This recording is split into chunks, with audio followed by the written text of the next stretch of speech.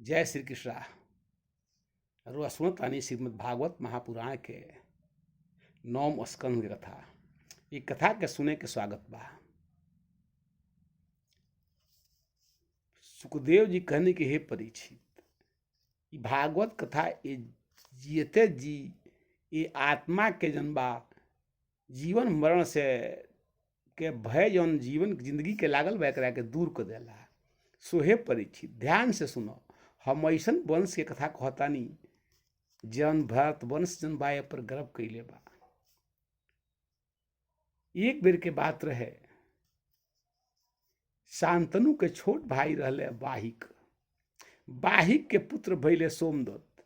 सोमदत्त के 3 गो लइका भइले, भूरि, भूसरवा आ शल्य। आ शांतनु के द्वारा गंगा जी के बियाह भइल, ई सभे जानता। आ गंगा के द्वारा भीष्म के जन्म भइल, जौन सिरमौर जनबा के रूप में भीष्म पितामह के जानल गई। सो हे परीक्षित, एकरा के ध्यान से सुनो। एक बेर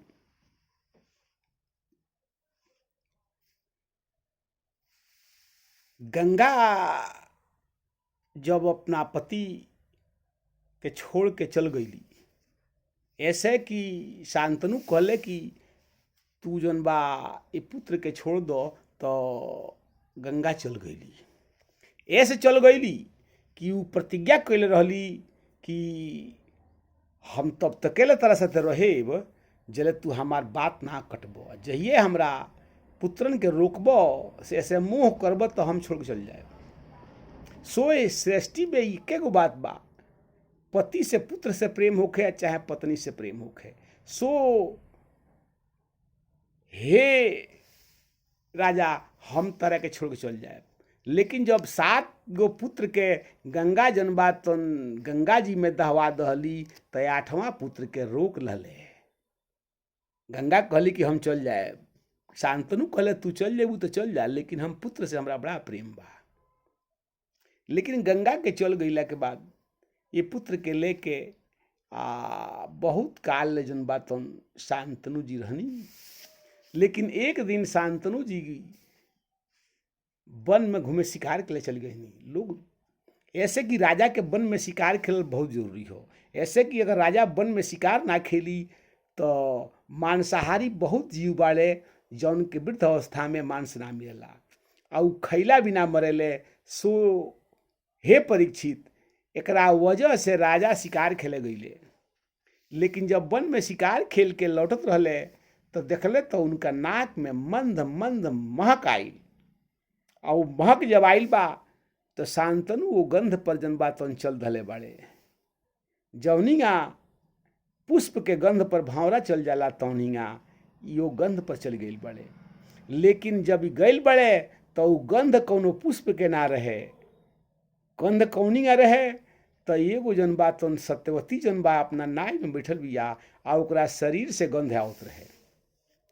सो हे परीक्षित, औरत अगर सुकर्म करतिया तो ओकर गंध जन बा तन 100 जोजन ले जाई।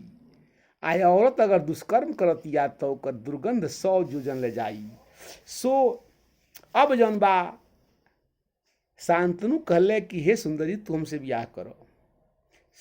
लेकिन उस सत्यवती कहलस कि हे राजन, हम तो ब्याह क सकीले और रउरा से ब्याह के ना कइल चाही। ऐसे कि रउरा राजा बानी, आएगा हमार ब्याह कौनो गायरहस्त से होई, कौनो धीमल किए होई। अगर रउरा से हो जा तो हम तो राजनी बन के रहब। लेकिन सौभाग्य के दुर्भाग्य के बात बा कि हम राजा हमनी के ब्याह जन बा करे के अधिकार नहीं खे। हमनी के पिता जकरा के कन्यादान दे दे ओकरे से ब्याह करे के अधिकारी बन जा। ई राज कन्या लो बा जेकर स्वयं पति के चुने के अधिकार बा, हमनी के पति के चुने के अधिकार नहीं खे। सो हमार पिता जौन कहिए तौने होई।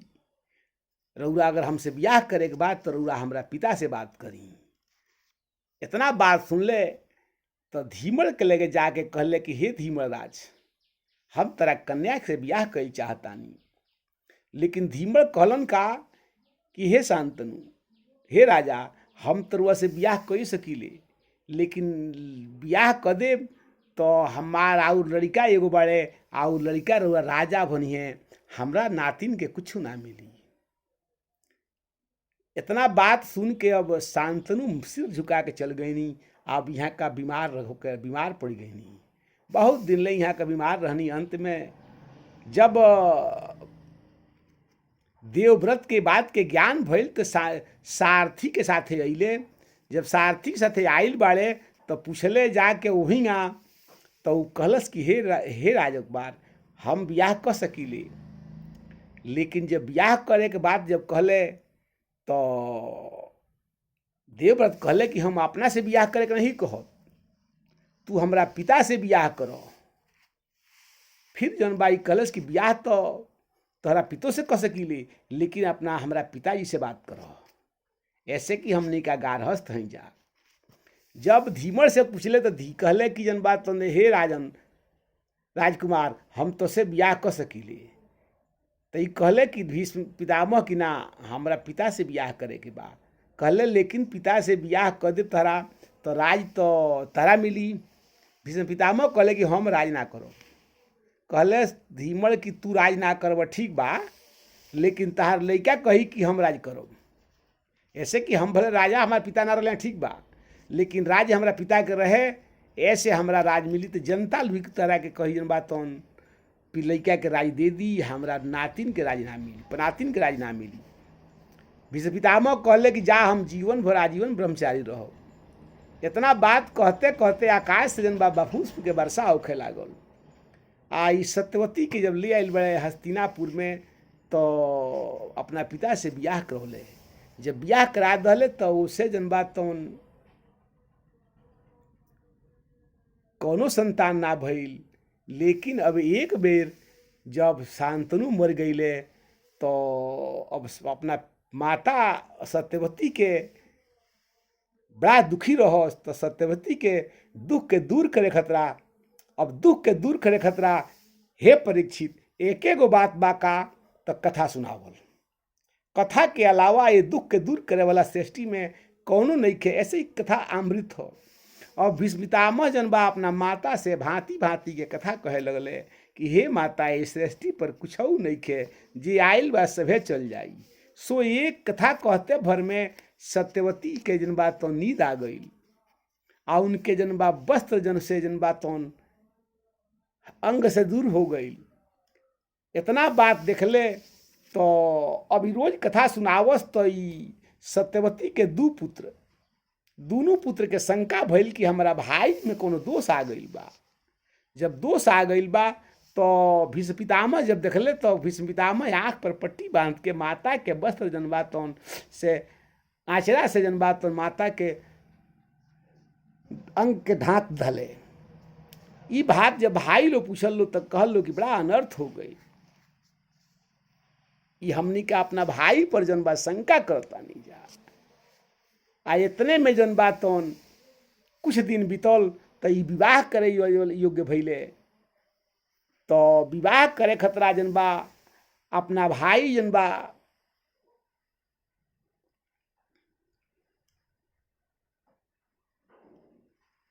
लोग के ब्याह करे खतरा कहले कि गईले आ काशी नरेश के 3 पुत्र रहली जना के स्वयंवर होत रहे। आ स्वयंवर में भीष्म पितामह जनबा अम्बा अंबिका अम्बालिका 3 जनी के जनबा तौन हरण कर रहली। आ हरण कैले तो अब जनबा अम्बा जनबा कहलस कि हे भीष्म पितामह, हम सिंधु देश के अपना पति के रूप में वर्णन कर रहले बानी। लेकिन कहले कि ना, भीष्म पितामह कहले कि ना, हस्तिनापुर के राजकुमारी लोग के बियाह करे के अधिकारे नहीं खे। ई तो जब जन्म होला तो मगध देश के जनबा तौनी लोग मंगेतर होला। लेकिन काशी नरेश कहले कि हे भीष्म पितामह, जहिया तोहार बाप बियाह कर रहले तो वो बेरा उ ख्याल ना कैले कि काशी नरेश के लड़की जो है के बियाह जनबा तो मगध में होला। वही जैसे ई रिश्ता खत्म हो गई। लेकिन ई जनबा अपना बल के घमंड में हरण करके लिए अइले आ ब्याह कैले इनके। तो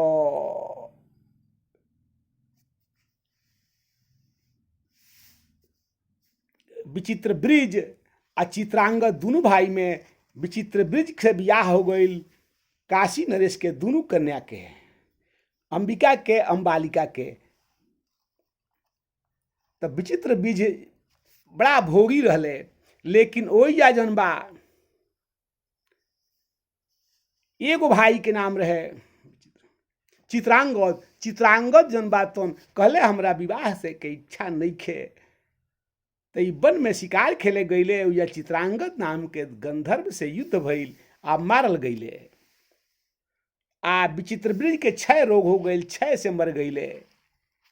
अब जनबा हस्तिनापुर जब डूबे लागल तो वो बेरा जनबा सत्यवती कहली कि हे पुत्र तुम विवाह करो।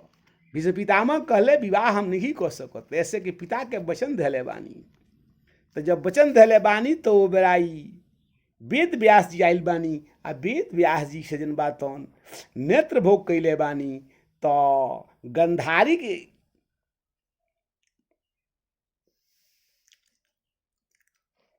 तो अंबिका से जब नेत्र भोग कैले बानी तो जब तेज देखलस तो ओकर आँख बंद कलहलस। जब आँख बंद हो गई तो व्यास जी कहनी कि ऐसे संतान तो बड़ा बरियार होई, लेकिन ई आँख के आन्हर होई, राज्य ना कर पाई।